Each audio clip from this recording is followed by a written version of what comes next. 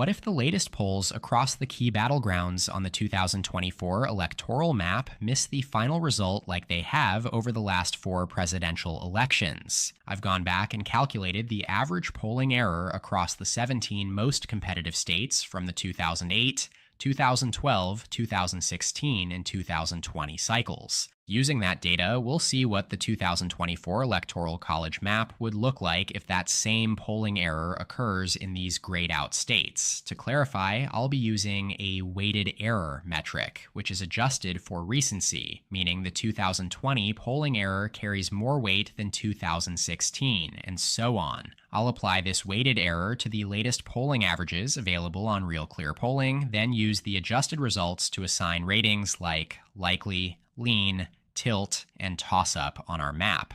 Let's jump right into it, starting with Arizona. Trump currently leads Harris by an average of 1.1%, with Trump at 48.4% and Harris at 47.3%, based on the 11 most recent surveys taken over the last 3 weeks. Now, looking back at previous polling errors in Arizona, Republican presidential candidates have consistently outperformed the polls by an average of 2.3% over the last 4 election cycles. For example, in 2020, the polls underestimated Trump by exactly 2.3%, as Biden won by just 0.3% compared to the 2.6% lead he held in the polling average going into Election Day. Arizona stands out because the Republican candidate has been underestimated in all 4 of the past elections: John McCain by 5 points in 2008, Romney by 1.6 points in 2012, and Trump by 1.8 points in 2016 and 2.3 points in 2020. So using that weighted polling error average of R plus 2.3 and adding it to the current Real Clear Polling average, Trump's lead would expand to 3.4%. That's calculated by adding 1.1% to 2.3%, the average polling error, giving us 3.4%. Based on our margin categories, this would place Arizona in the lean Republican column, represented by the second lightest shade of red on the map. For your reference, margins less than 2.5% are tilt, 2.5% to 7% are lean, 7% to 10% likely, and greater than 10% safe. Next is Colorado, worth 10 electoral votes. This is one of the fastest left-trending states in the nation, and it's no longer considered in play for Trump and the Republican Party, which is reflected in the fact that we have just one poll here since President Biden dropped out of the race. It shows Harris leading by 11 points, a slight underperformance compared to Biden's near 14-point win in 2020. Yet when looking at the sheet here, you can see that Democrats have actually been underestimated by 1.8% on average here over the last 4 cycles. Interestingly, Colorado is actually the only state where Democrats have been underestimated in all 4 cycles. So adding 1.8% to Harris's margin, we get a Harris plus 12.8 final result, which is more than enough to place Colorado in the safe blue column here on our map. Next up is Florida, the electoral behemoth with 30 votes at stake. Right now, the polling average has Trump leading Harris by 6.1%, with Trump holding 50.3% support to Harris's 44.2% based on the last 6 surveys. Given Florida's sharp rightward shift in recent election cycles, Trump's strong lead here is no surprise. Looking at the historical polling error, Florida has underestimated Republicans by an average of 2.5% since 2008. The error was particularly pronounced in 2020, when Biden led the final polling average by 2.5 points, but Trump ended up winning by 3.4%, the largest margin for a presidential candidate in Florida since 2004. Florida was also one of the few states where Trump performed better in 2020 than in 2016. Considering that historical polling error, Trump's current 6-point lead over Harris in the Real Clear average expands to 8.5% when adjusted. This solidifies Florida as a likely Republican state on our electoral map. Now let's move just north of Florida to Georgia, where Trump holds a very narrow lead of just half a percentage point, 48.3% to 47.8%. This race is incredibly close and well within the margin of error. What's particularly interesting here is that, unlike in many other battleground states, The polls in Georgia have been quite accurate over the last decade, even in 2016 and 2020, when Trump overperformed in many other states. He was only underestimated by about a point in Georgia.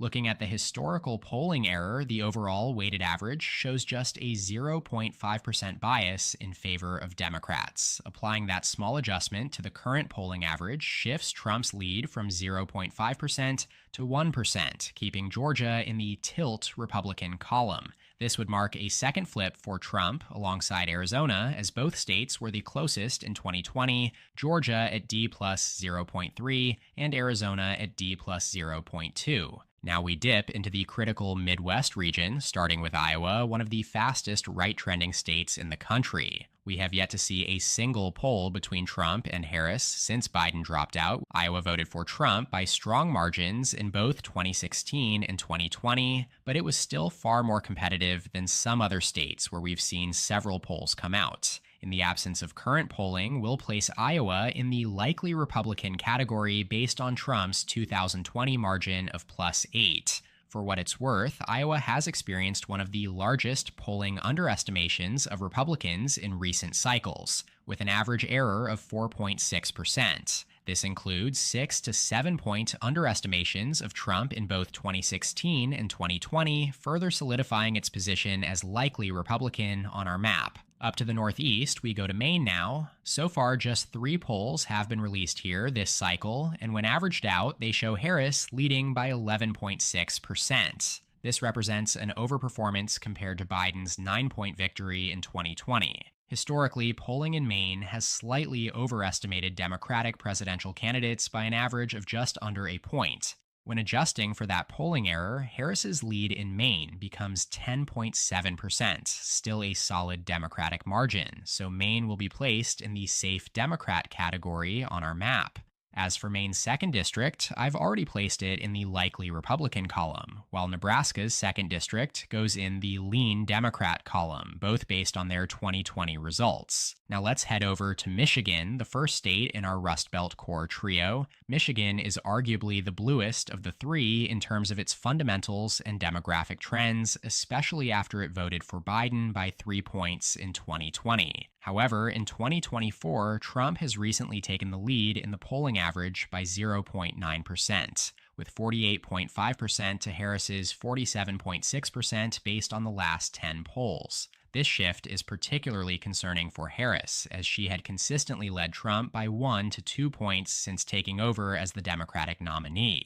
What makes it even more worrying is that Michigan's polls have historically underestimated Republicans by 1.7% on average, and more specifically, Trump by 3.5% in 2016 and 5.1% in 2020. If we apply that 1.7% polling error to Trump's current margin, his lead increases to 2.6%, which moves Michigan into the lean Republican category on our map. Michigan is crucial for Harris's path to victory, as it is generally expected to vote to the left of its Rust Belt neighbors, Wisconsin and Pennsylvania. Losing all 3 would certainly close Harris's path to 270 electoral votes. Jumping 2 states to the west, our next state is Minnesota, where Real Clear polling has Harris leading in her running mate Tim Walz's home state by 4.7% on average over the last 4 polls, ranging from Harris +3 to Harris +6. 49% to 44.3%. This would mark a more than 2-point underperformance for Harris compared to Biden's 7-point margin 4 years ago. Here on our sheet, you see the overall weighted error in Minnesota is R+2, meaning Republicans have been underestimated by a similar degree to Michigan, Florida, and Arizona. The largest miss in Minnesota came in 2016, where Clinton led by more than 7 points, headed into Election Day, yet came just 1.5 points from a surprise loss. Now, with a 2-point adjustment to the poll average, Kamala Harris's lead drops to 2.7%, still in the lean Democrat range regardless here, as 10 electoral votes from Minnesota are added to the vice president's tally.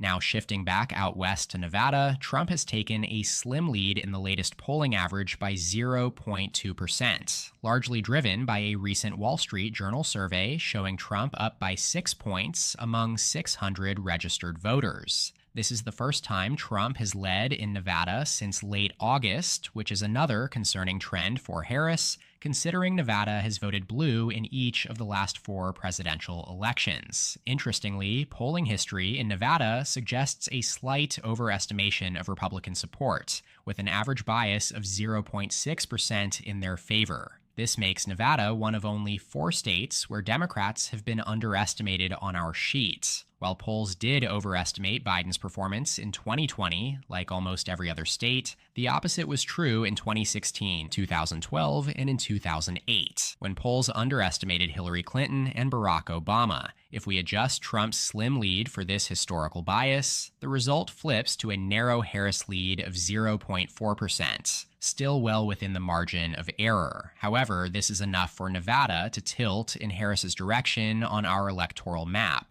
Our next state is New Hampshire, up in New England. In 2020, Biden won New Hampshire by 7 points, and like Minnesota, Trump came close to flipping it in 2016 before it shifted solidly back into the Democratic column. The latest average from Real Clear polling shows Harris leading Trump by 7.4%, a slight improvement on Biden's margin from 2020. However, New Hampshire has a historical polling error of R+2, meaning the GOP has been underestimated by 2 points on average, similar to Minnesota.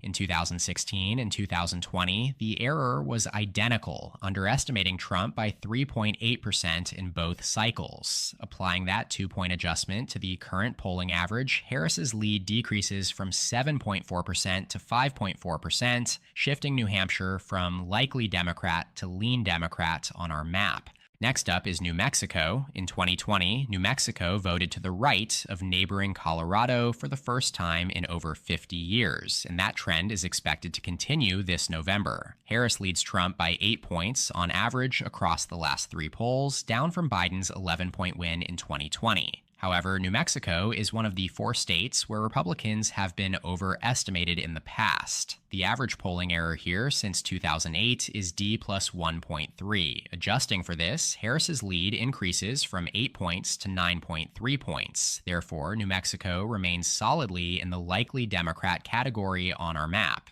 Now over to North Carolina, where the Real Clear polling average shows Trump with a slim lead of 0.5%, polling at 48.7% to Harris's 48.2%. This average is based on 11 polls, with Trump leading in 7, Harris leading in 1, and 3 showing a tie. It's worth noting that all these surveys fall within the margin of error, and the only poll showing Harris in the lead comes from a less reputable pollster, Atlas Intel. Looking at the historical polling errors, North Carolina has a track record of overestimating Democrats by 2.5%. In 2020, for instance, the final polling average had Biden ahead by nearly 2 points, yet Trump won the state by 1.4%. Similarly, in 2016, polls favored Clinton, but Trump ended up winning by almost 4 points. Adjusting for the historical polling error of 2.5%, Trump's lead increases from 0.5% to exactly 3%. This places North Carolina in the lean Republican category on our electoral map. Now back to the Midwest with Ohio, a state once known as the ultimate bellwether, but now considered reliably Republican-leaning.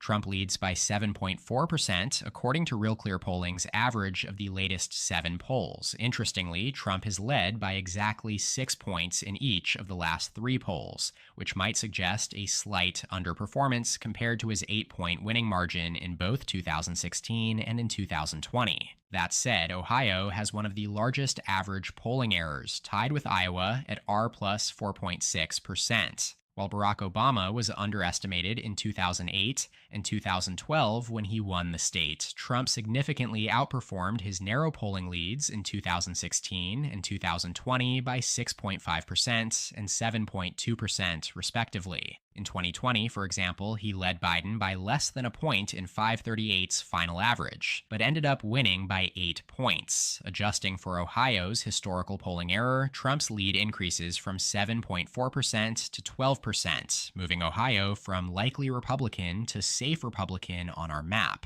With just 4 states left and neither candidate yet reaching 270 electoral votes, Trump leads with 237, narrowly ahead of Harris's 219, leaving 82 votes still up for grabs. Let's move on to Pennsylvania, one of the top battleground states in 2024. According to Real Clear polling, Trump now leads by 0.3%, with a vote share of 48.3% to Harris's 48%. Trump has led in 7 of the last 12 polls, marking the first consistent lead he's held in Pennsylvania for a while. Historically, polls in Pennsylvania have underestimated Trump. In 2016, Hillary Clinton led by 4.1% in the polls heading into Election Day, but Trump ended up winning by 0.7%. In 2020, while Biden's victory was correctly predicted, the polls overestimated his margin by 3.5 points. The average bias comes out to R plus 2.2. Applying this adjustment, Trump's lead expands to 2.5%, placing Pennsylvania in the lean Republican category. This should all but guarantee Trump's victory, especially with Texas still outstanding. Now moving to Texas, the second largest state with 40 electoral votes at stake. Trump leads by 5.7%, according to Real Clear polling, nearly identical to his 5.6% win in 2016. Texas has historically overestimated Democratic support by 1.9% since 2008, driven largely by a 4.5-point underestimation of Trump in 2020, when 538 had Biden within 1 point, but Trump won by 5.6%. Applying this adjustment, Trump's lead in Texas increases to 7.6%, moving it from lean to likely Republican on our map. This lifts Trump over the 270 mark, putting him at 296 electoral votes, securing his victory with 2 states to go now. Penultimately, let's head to Virginia, where the latest polling average shows Harris leading by approximately 6.5 points. The Commonwealth voted for Biden by 10 points in 2020, so this still marks an underperformance for Harris, though it is the strongest advantage Democrats have held all cycle. Remember, Biden had trailed Trump here while he remained in the race. That's noteworthy considering the historical polling in Virginia has been among the most accurate, with misses in 2016 and 2020 within 2 points. Given the relatively minor polling errors, Harris's lead only increases slightly from 6.4% to 6.5% after adjusting for the weighted error. As a result, we'll place Virginia in the lean Democrat category on our electoral map. Finally, we close out the video with Wisconsin. The Real Clear polling average in the Badger State shows Kamala Harris leading Donald Trump by an extremely narrow margin of just 0.3%. Like in Michigan and Pennsylvania, Harris has led since late July, though she hasn't quite lost her edge here yet. In terms of polling errors, Wisconsin has seen some of the largest underestimations of Trump in recent cycles. In 2016, Hillary Clinton led by 5.9% in the final average, but lost by 0.8%. In 2020, Biden led by 8.4%, but only won by a razor-thin margin of 0.7%. The overall weighted polling error is R plus 4.3, the highest among truly competitive states. Applying that 4.3-point adjustment completely flips Harris's slim lead into a Trump advantage of 4 points. As a result, Wisconsin moves from tilt Democrat to lean Republican on the electoral map. So using the latest polling averages in key battlegrounds across the country and then shifting them by the average error in the previous 4 presidential elections, Donald Trump would win the 2024 presidential election with 306 electoral votes to Kamala Harris's 232. You can feel free to comment your thoughts and feelings about this map in the comment section below. I appreciate all positive or negative comments. That does it for today's video though. Shout out to my channel members in the description below. Make sure to subscribe to my channel down below, and please leave a like on the video if you enjoyed it. You can check out more content from my channel here, and as always, thank you so much for watching. I'll see you next time. EP out.